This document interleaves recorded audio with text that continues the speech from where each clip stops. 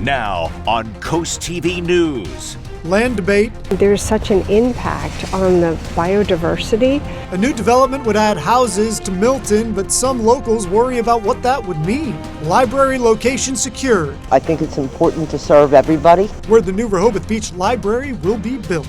New speed limit. I like that they slowed things down. Keep your foot off the gas if you're driving through this stretch of Route 24. This is CoastTV News at 6. These are the plans for the 358 houses in Milton.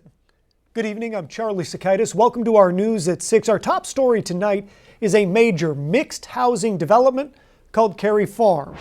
This is where the development will go east of Shingle Point Road and southwest of Harbison Road in Milton.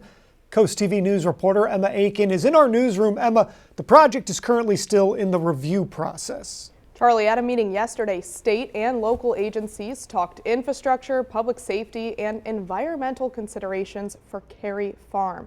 People I spoke with today say they're mainly worried about added traffic and loss of trees. This 192 acres of farm and forest land could soon be the foundation for 385 houses in Milton. The development is called Carey Farm, and it's just one of a number of project developers are working on in this area, including the granary at Draper Farm, Scarlet Oaks, and Four Winds. Jennifer Verone, who's lived in Milton for years, says she understands the need for housing, but doesn't think the project is realistic. I know a lot of people from New Jersey and Maryland and Pennsylvania are moving here because of the taxes. And I can understand that. But like I said before, we just need some more roads. And according to the preliminary land use service application, Carey Farm would generate more than 3,000 average daily car trips. Plans also call for more than 58 of 116 acres of forest land to be removed to make way for housing and roadways. Rosemary Giangulio says that's frustrating. There's such an impact on the biodiversity.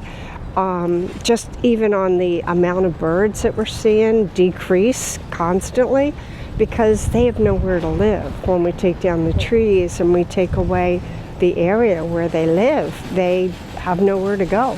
The Carey Farm subdivision would include a mix of single-family homes as well as townhouses or duplexes, all planned as market-rate ownership units. For now, Carey Farm sits quiet, but its future could reshape the landscape, the conversation, and the congestion in Milton.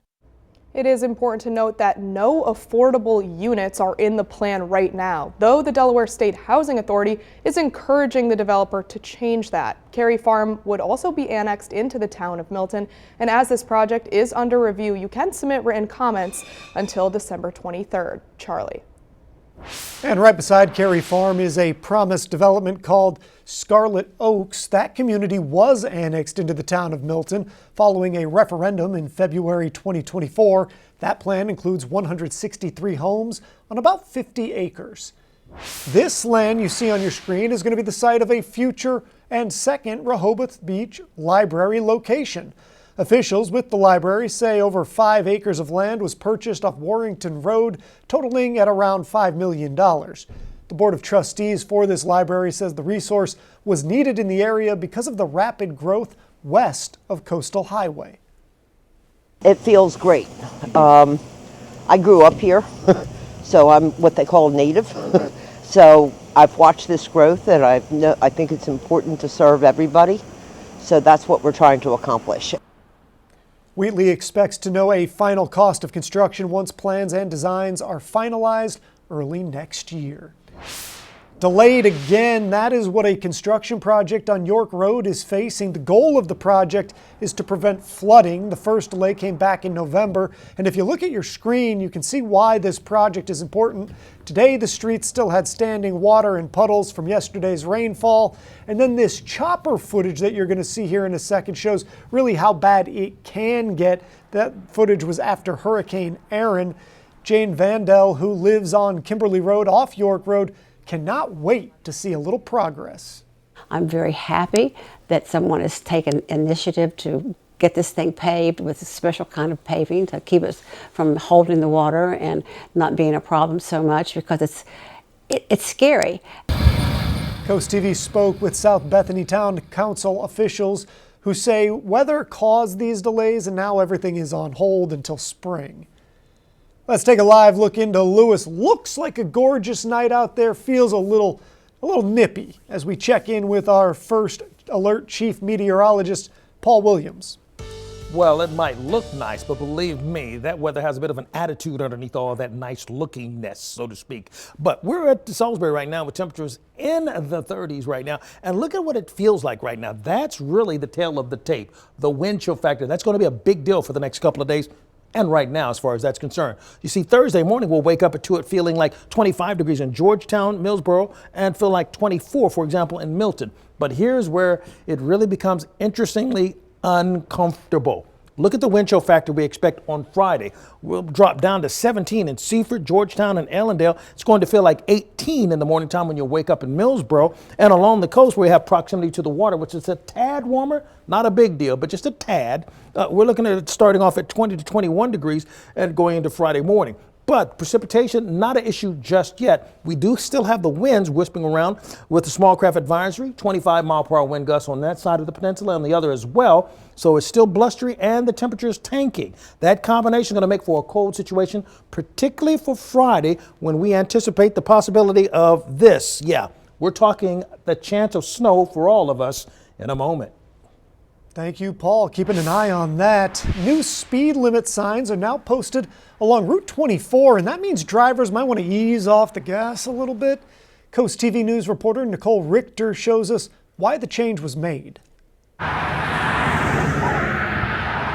Drivers along Route 24 may notice something different this week.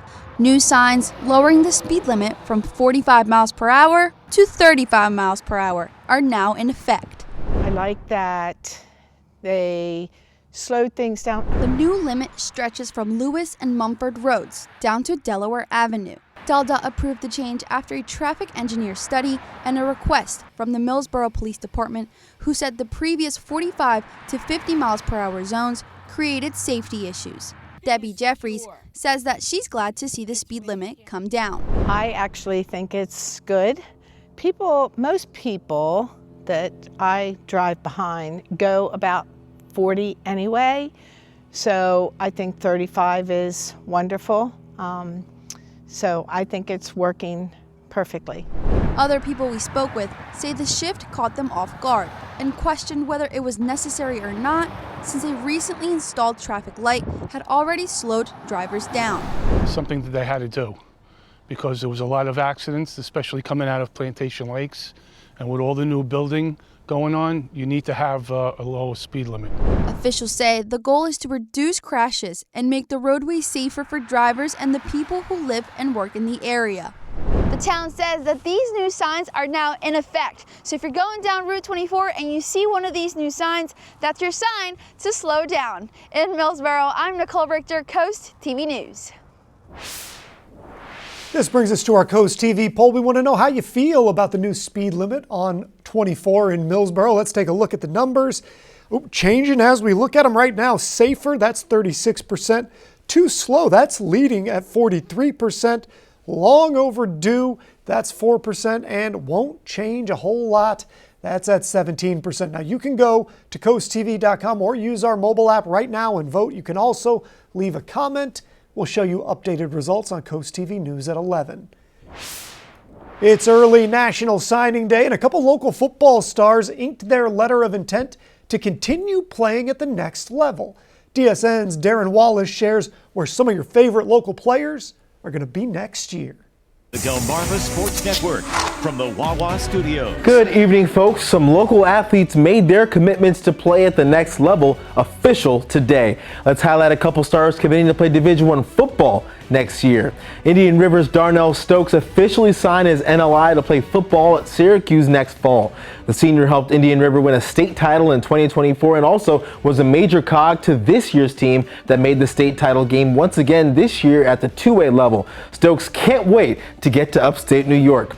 Stephen Decatur quarterback Johnny Hobgood also signed his NLI to play at Sacred Heart University. The senior helped lead the Seahawks to their second consecutive Maryland 2A state championship in 2024. 2024. Hopgood was also named the 2024 Maryland Quarterback of the Year and the Class 2A Player of the Year in that same season. Hopgood is the first ever scholarship QB to come out of Berlin. Rounding things out, the 2026 Shorebirds Hot Stove Banquet is coming up. It's the 23rd annual iteration of the event. The event will be headlined by Baltimore Orioles Hall of Famer Ken Singleton. Singleton played for the O's from 1975 to 1984 and was a three-time All-Star and World Series champion. The event will be held Thursday, February 5th of 2026. That'll do it for sports. Have a great night. We are just getting started. A blood drive coming to Georgetown this month. When and where you can donate. Clear for the night, but cold in the morning time, and Friday morning we'll wake up to it feeling like the teens, and that's not even talking about the possibility of snow. But first, Georgetown's shelter gap, why that is being cited as a reason for growing homelessness in Sussex County's seat. We'll be back in 60 seconds. This is Coast TV News at 6. Homelessness in Georgetown is being addressed by a new committee, the Supportive Housing Issues Committee. Created in September, it looks at how to improve existing facilities like shelters, recovery homes, and pallet homes. As Elisa Weber shows us, in addition to the 40 units at the Springboard Pallet Village, there are 35 to 38 other supportive housing units in the area, including sober living residences.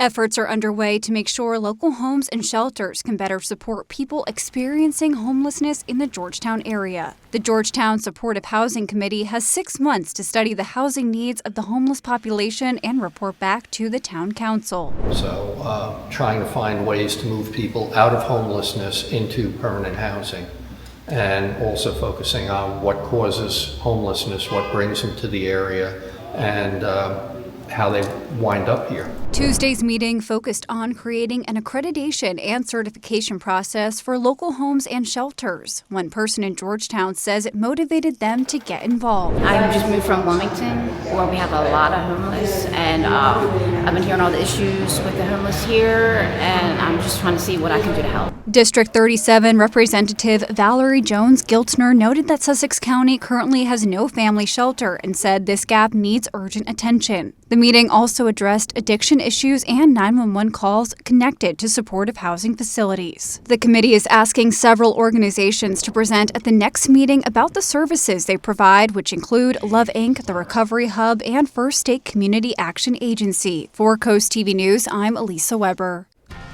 Coming up next, Paul Williams is in the Coast TV First Alert Weather Center. He has your full forecast after this. We're bracing for the first snow of the season, and we'll detail not only the timing but the intensity of the snow showers. In Lewis, just above freezing at 33, dew point 27, and we'll stay in the lower 30s for the rest of the night with the cloud cover and moisture building toward that crescendo of a few scattered snow showers. Feels like 35 right now in Rehoboth, and it feels like 34 in Redden as well as Laurel. It feels just 1 degree above freezing in Del Mar. Now, the winds are going to still stay very active over the next couple of days. We have small craft advisories in effect off of the coast from both sides of the peninsula. That's bracing for about 25 mile per hour gusts, still a little choppy. But overall, we're relatively clear for now. That's going to change within the next couple of days. But for Thursday, it's primarily winds out of the west between, let's say, 9 to 13, up to maybe 15 miles per hour. No significant gusts outside right there close to the beach. And temperatures will be in the 40s, which is actually below the norm for this time of the year. You see, we start off Thursday near freezing or slightly above. Clear skies. We're clear for Thursday as well in the afternoon. Now, it's Friday where things start getting a little convoluted and interesting from a meteorological standpoint, because we see the onslaught of, well, not quite an onslaught, but the beginning of some light snow showers beginning to make its way to the south and creeping over the entire area. But then you see this pink line, which is our freezing line. That's kind of waffling. So that's where we have a mixture of possible freezing rain and sleet. And so with it being right there close to the coast and its proximity to the water, which is actually slow to lose or gain any kind of heat energy, it makes it a little tough to call. You see, there's 4 types of things that could happen. We could snow aloft, run into warm air, changes over to rain. Or we could have a little slice of cold air close to the ground, making it freezing rain. Or when it comes to sleet, warm air, a little thicker, more committed cold air that will change it over to sleet. But what we do anticipate is that we're looking for the column of air to stay pretty cold most of the morning into the afternoon hours. So here's the timing of it. Seaford, Del Mar, along Highway 13, that's where it begins at 8:30 in the morning. Then it moves across. A little bit of a break, but still hitting Seaford by 10 o'clock. By lunchtime, another round hits Seaford, and then it starts to change. Remember, the pink is the changeover, the waffling that we're talking about. Now, closer to the water, you notice the pink line just hovers here, okay? That's proximity to the water, once again, making it a little bit warmer, just a skosh, enough to make a difference. But we're looking at widespread snow showers along Highway 1, and then we see that line change over to all green, which is rain, by the afternoon. So I'm not looking at a terrible situation. And then when I look at the proximity, you can see how we have less in the way of potential of snow here, but more over towards Seaford at about an inch and a little bit more than that. And then, of course, the cold air kicks in for Friday as well. That being said, 28 for tonight and clear, 46 for tomorrow. And then Friday, we watch out for that mix with snow likely in the morning time, afternoon changeover. Here's a look at your 7-day forecast. So we're calling for a yellow alert day for Friday because it's going to be so messy. Eyes wide open on that one, Paul. Keep an eye out. The Blood Bank of Delmarva holding a blood drive at Sussex Academy this month. The drive is going to be at their secondary campus on Airport Road in Georgetown from 8 a.m. to 1:30 p.m. Thursday, December 18th. Head to the donation portal to view available times and types. The holiday season is in full swing, and so is our Bless Our Children campaign, but we need help. You can look at our tree. We need some more cards. We need some more donations, all to ensure that every kid has a present to open on Christmas morning. And we've got a great card here. This one says Christmas Peace on the front, and inside it is from Helen from Seaford, Delaware. Helen, thank you so much for sending that in. Businesses can help by accepting the Shell Brothers Challenge of donating at least $1,000. And if you want to help send a donation in a holiday card, we might just read it on the air. Send a check or money order to the address on your screen or donate online at blessourchildren.org. And get the drum roll ready. We have already raised $190,000 to help children and families this holiday season. Again, thank you to all who have donated. And the holiday season, we keep on rolling here. This is the return of our holiday house. This picture shows Santa's dog park sent in by Joe and Linda Kalisa of Long Neck. I just love this idea. Great stuff there, guys. Thank you for sending it in and showing us your home. We want to see how everybody else is decking the halls all season long. Send us your photos, your videos by going to coasttv.com/holidayhouse. We might even show them here on TV. Coast TV News at 6 will be right back. In Dover, we're at 39 for right now. We're going to drop to 31 by 10 o'clock, below freezing by then. Small craft advisory still active for us along both sides of the peninsula, watching out for 25-mile-per-hour wind gusts. But we're clear for right now, but it's not going to stay that way.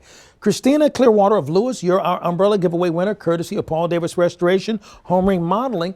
And you can keep up with your forecast by calling our weather line, sponsored by the law offices of Brockstead, Mandalis, and Federico. Your forecast is just a call away. And finally, here's a look at your exclusive 10-day forecast.